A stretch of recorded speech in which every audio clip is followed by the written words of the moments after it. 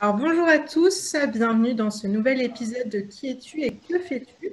Et aujourd'hui, nous avons la présence de Lucie De Oliveira. Bonjour Lucie, merci d'avoir accepté notre invitation. Bonjour Saline. Je voulais savoir déjà comment vas-tu? Je vais bien, malgré tout. C'est assez paradoxal parce que la situation n'est pas très gaie, hein, mais ça va. Je me porte bien. Ma famille aussi, donc ça va. Bon, bah, c'est le principal. En tout cas, si tout le monde va bien dans ton entourage, c'est le principal. Et avec ce qui se passe, c'est le plus important, la santé. Quel a été ton parcours jusqu'à maintenant? Alors, je viens du milieu artistique, donc je travaillais avec différentes compagnies de danse, de théâtre, de cirque. Et j'ai bifurqué vers l'animation sociale à un moment donné de ma vie. Donc, je fais plusieurs interventions dans les centres sociaux, socioculturels, comités d'entreprise. Et c'est là que j'ai découvert le milieu de l'animation sociale en France. Donc, je me suis dirigée vers les formations diplômantes. Donc, j'ai passé un brevet d'État, un diplôme d'État, j'ai suivi un master. Comme ça que j'ai découvert aussi le milieu de l'animation socio-médicale, si on peut dire ça comme ça. Et à un moment donné, j'ai voulu approfondir mes connaissances dans ce milieu-là. Donc, je suis rentrée en EHPAD pour travailler avec ce public. D'accord. Et comment s'organisait ta journée dans un EHPAD, dans tout ce qui concerne l'animation? Pour le groupe à laquelle je faisais partie, nous avions un temps d'animation assez précis, assez régulière, qui correspond à tous les EHPAD qui appartiennent à ce groupe. Donc, nous avions 3 temps d'animation par jour. Donc, un le matin, 2 en après-midi, en début et en une fin de journée.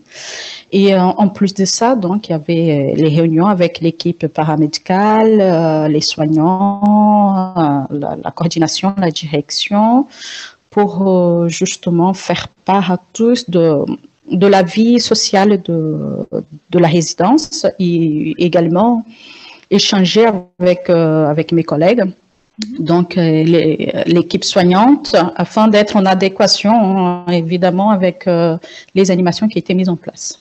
D'accord. Et c'était quoi comme type d'animation et quel public de la résidence était concerné? Est-ce qu'il y avait une animation pour tel résident, une autre pour tel autre? Dis-moi. Oui, effectivement, il y avait d'animations qui ne pouvaient pas être aptes à tous les résidents pour, d'une part, tous les résidents ne sont pas dans la même situation.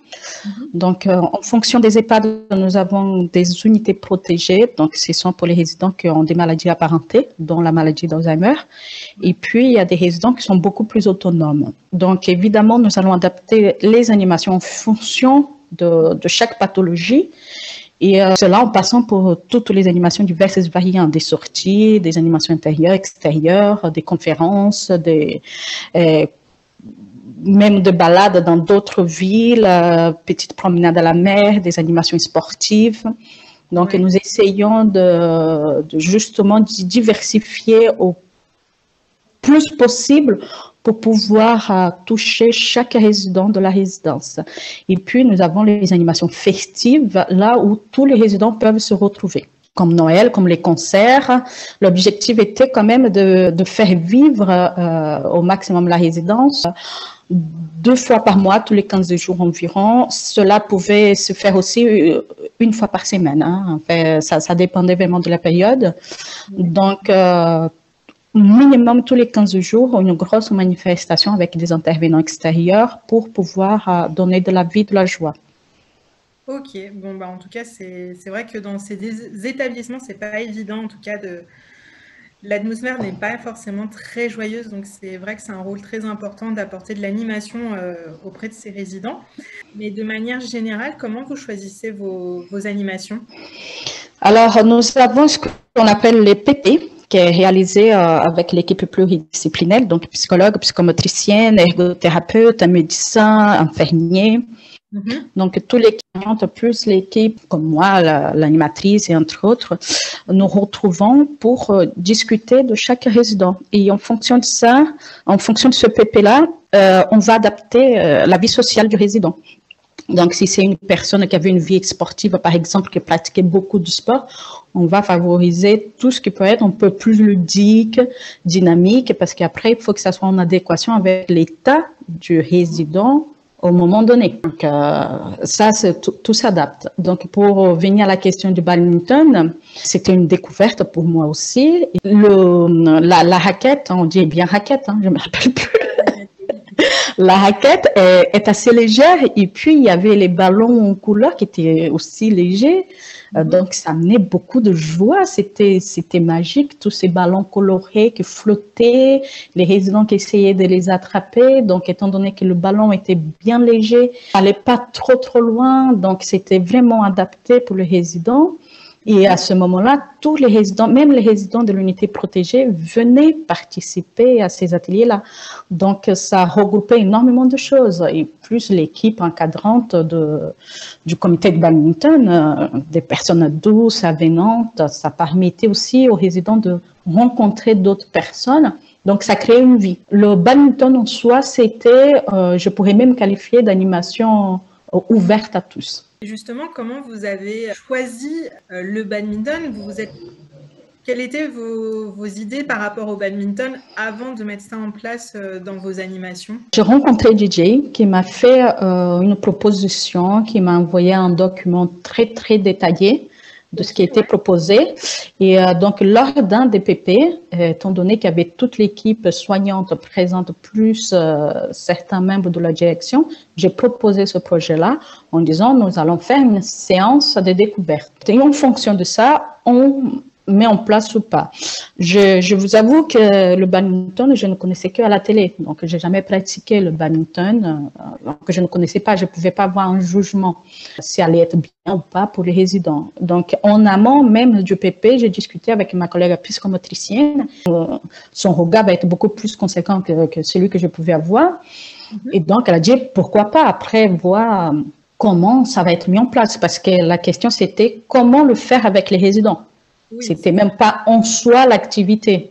Donc, c'était la forme. Et donc, on a discuté une équipe, on était tous d'accord pour expérimenter. Et c'était juste génial. On a commencé, si je ne me trompe pas, avec une fois par mois, quelque chose du genre. Et à un moment donné, on avait quasiment 2-3 fois par mois. Tellement ça marchait bien.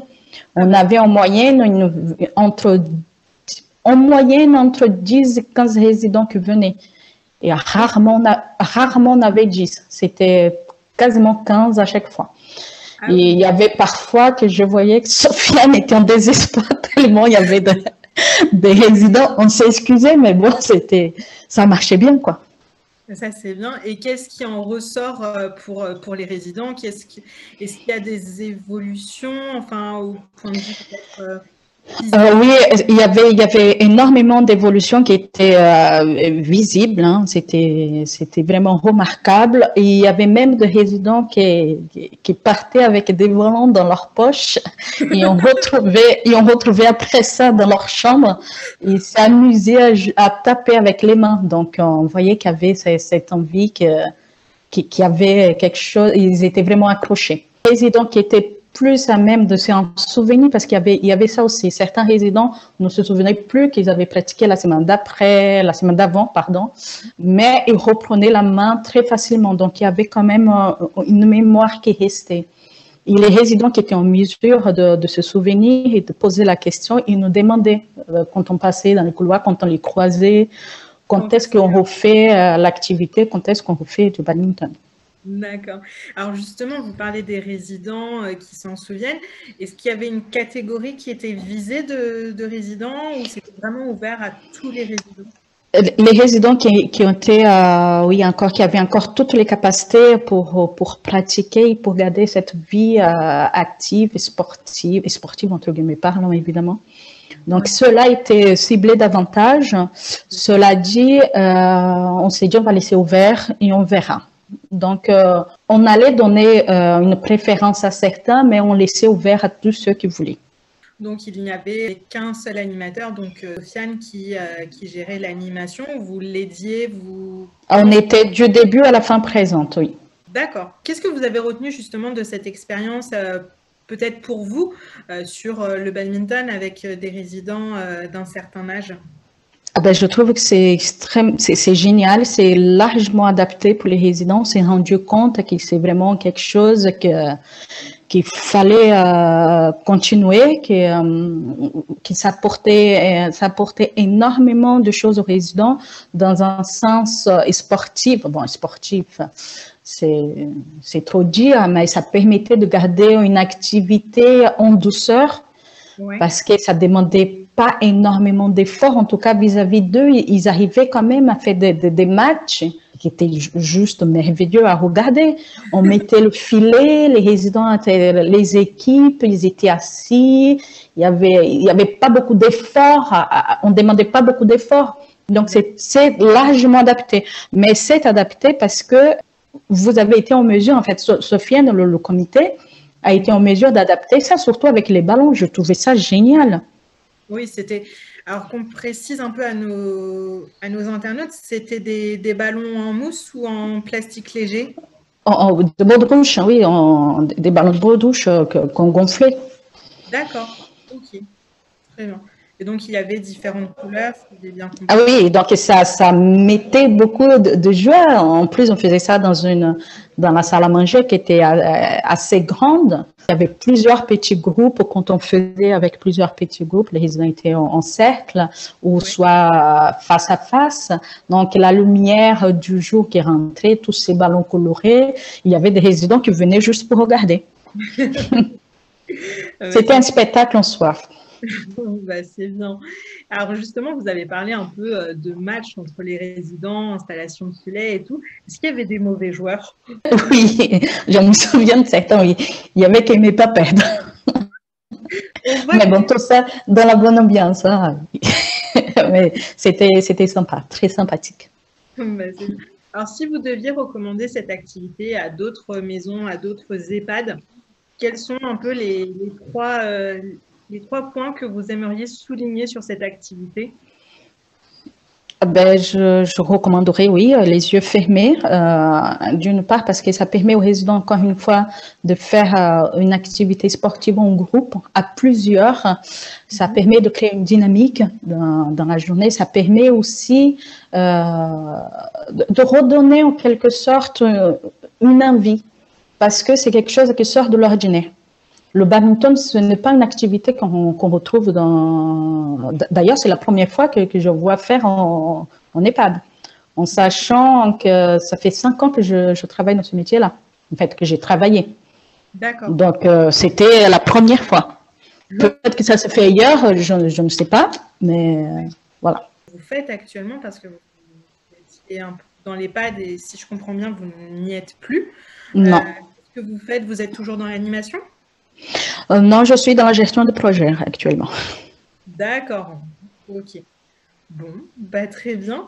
Et pour vous, quelles sont un peu les qualités nécessaires pour être animateur dans un établissement qui accueille des seniors? Être énormément ouvert, être force de proposition, être dynamique et avoir beaucoup d'imagination. D'accord. Ok. L'imagination, vous pensez que c'est une force plus que dans un autre métier? Oui, parce qu'il faut innover régulièrement, il faut innover parce que quand une personne arrive en EHPAD, en fonction des personnes, mais c'est assez commun, il y a plusieurs fractures que la personne a vécues. Donc, la fracture sociale, elle est assez importante. La personne, elle sort de son environnement qu'elle a connu depuis X temps. Il y a beaucoup de pertes de repères. On ne retrouve plus sa chambre, celle qu'on a connue toute sa vie. On ne retrouve plus, je dis n'importe quoi, mais le boulanger qui est en face de chez soi. On ne retrouve plus les bruits qui parfois, c'est les bruits de la rue, hein, les bruits urbains, qui peut être aussi un repère. Donc, on arrive dans un lieu tout nouveau, qu'on ne connaît pas, qu'on ne connaît personne. Donc, il faut redonner l'envie, le goût de continuer à vivre normalement. Mais cette normalité-là n'existe plus en EHPAD. Donc, il faut que l'animateur soit, et pas que lui, après, il y a une équipe, il y a tout un ensemble qui fait que cette fausse, en quelque sorte, normalité puisse continuer à exister. Oui. Et ça passe beaucoup par la vie sociale. Donc, c'est prendre connaissance des goûts, des habitudes de résidents. Évidemment, on ne va pas reconstituer leur vie, mais on va peut-être, je dis bien, avoir une infime partie de ce qu'il a pu connaître. Et tout ça, ça passe par les activités quotidiennes, les sorties, voilà, de temps en temps amener dans un restaurant, parce que peut-être cette personne allait régulièrement au restaurant, sortie, mais bon, là actuellement, c'est pas facile, mais voilà, permettre à ces personnes de garder ce petit goût de vie, quoi. C'est vrai que les animations et tout ce qui entoure, on va dire, la vie des résidents, je pense que c'est très important, enfin, de ce que je comprends dans votre discours. Tout à fait, et permettre à des intervenants de venir, de rencontres, que ce soit le badminton ou autre chose, ça crée une vie, ça permet aux résidents de rencontrer de nouvelles personnes, même qui ne participent pas directement, mais ça crée cette vie, donc il y a des choses existantes. Parce que la vie d'un EHPAD, rencontrer toute la journée les mêmes personnes qui viennent pour un soin ou pour donner à manger, à un moment donné, c'est frustrant. Ah bah oui, c'est sûr.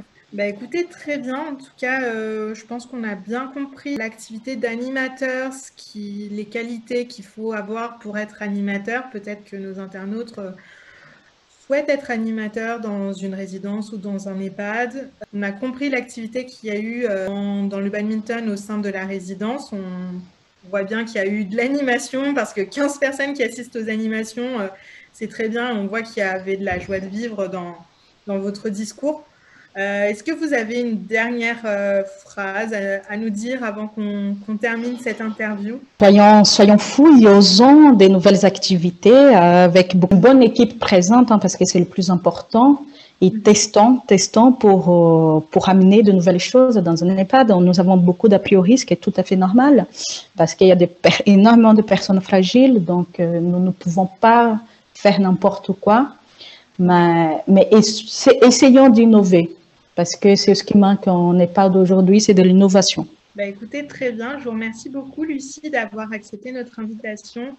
Merci à vous. Votre métier et l'activité de badminton qu'il y a eu.